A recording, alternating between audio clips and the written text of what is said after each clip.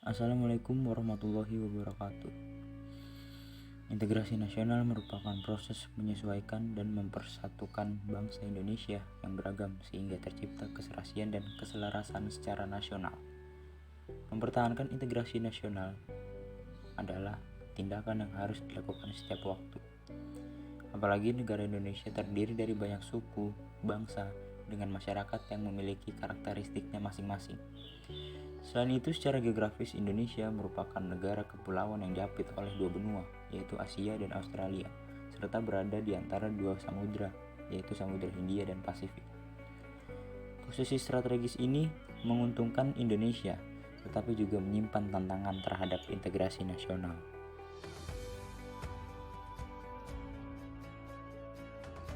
Yang pertama, ancaman di bidang ideologi. Dengan adanya berbagai ancaman dari dalam dan luar negeri, nilai-nilai Pancasila sebagai falsafah negara bisa terkikis, bahkan tergantikan. Ancaman dari luar negeri, seperti kebudayaan dan paham baru dari luar negeri yang menjamur di Indonesia. Campur tangan politik pihak-pihak asing di dalam negeri. Lalu ada ancaman dari dalam negeri pula, seperti munculnya paham-paham radikal dan ekstrem, gerakan separatisme, dan sikap apatis terhadap proses pemerintahan. Yang kedua, ancaman di bidang politik. Terdapat berbagai hal yang membahayakan persatuan Indonesia dengan mengatasnamakan politik. Ancaman di bidang politik dapat bersumber dari dalam negeri ataupun luar negeri. Ancaman dari luar negeri misalnya, tekanan politik suatu negara terhadap negara lainnya, serta pembentukan suatu kekuatan politik untuk melemahkan kekuasaan pemerintah di suatu negara.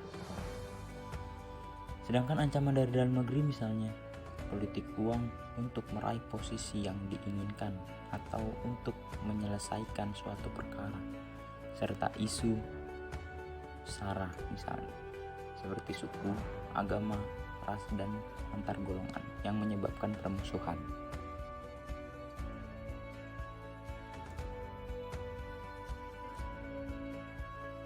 Yang ketiga, ancaman di bidang ekonomi.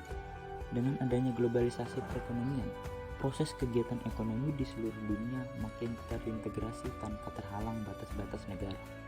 Sisi positifnya adalah Indonesia memiliki kesempatan untuk memasarkan produk dalam negeri ke pasar internasional.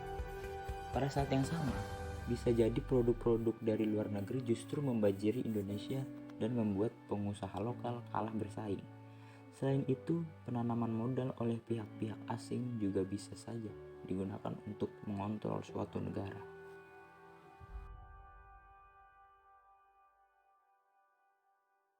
Selanjutnya, ancaman di bidang sosial budaya.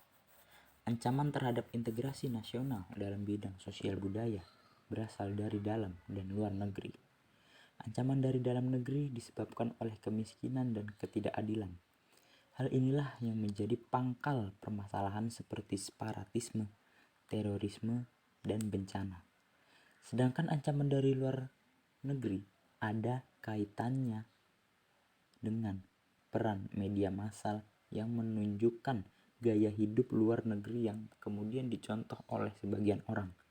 Padahal gaya hidup tersebut mungkin tidak cocok dengan identitas bangsa. Contohnya adalah gaya hidup konsumtif dan ingin menggunakan barang-barang dari luar negeri, serta sikap individualisme yang memudarkan semangat gotong royong dan solidaritas sosial.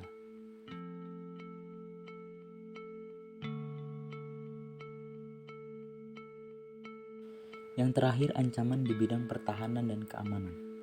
Ancaman di bidang pertahanan nasional dapat berupa agresi militer, pelanggaran kedaulatan wilayah, terorisme, pemberontakan bersenjata, dan spionase. Beberapa contoh gangguan terhadap keamanan wilayah seperti perompakan, penyelundupan senjata, serta pencemaran dan pencurian kekayaan laut.